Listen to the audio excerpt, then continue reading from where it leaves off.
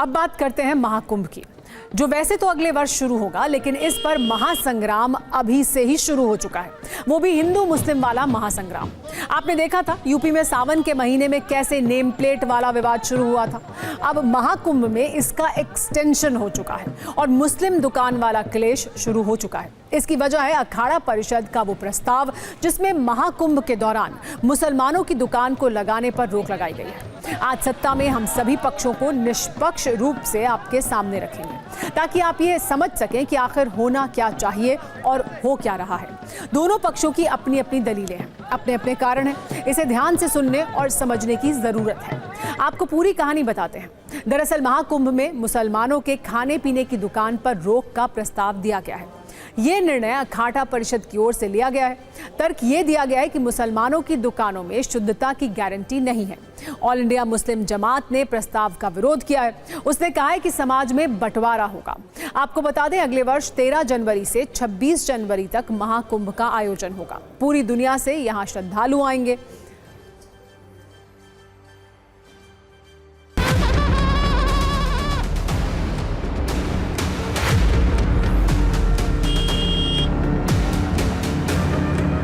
हमने उन मुसलमानों का विरोध किया है जो चाय में थूकते हैं। हमने उन मुसलमानों का विरोध किया है जो जूस में पेशाब मिलाते हैं, जो खाने में गंदी गंदी वस्तु मिलाते हैं। हमने उनका विरोध किया है। ऐसे व्यक्तियों को प्रयागराज कुंभ मेले में जगह नहीं मिले। अखाड़ा परिषद का ये फिरका प्रस्ताना फैसला करोड़ों हिंदुस्तानियों और अमन पसंद शहरियों के मन को झंझोड़ने वाला है, तकलीफ पहुंचाने वाला है।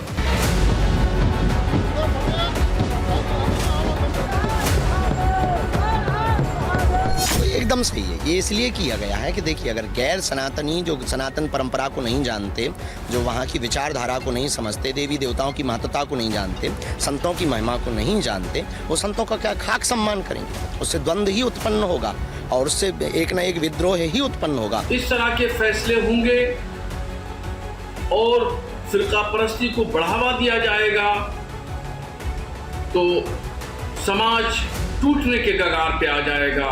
और अगर समाज टूटा तो ये देश के लिए निहायत ही नुकसानदेह साबित होगा।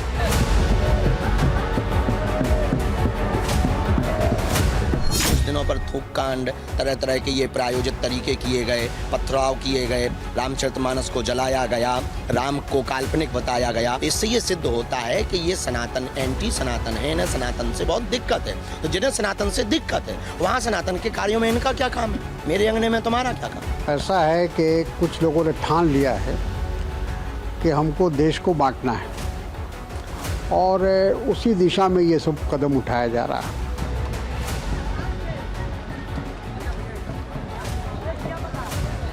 इस टाइप की ये परंपरा चलेगी तो परंपरा फिर एक ही तरफ थोड़ी रहेगी। ये परंपरा फिर सब पूरे प्रदेश और देश में रहेगी।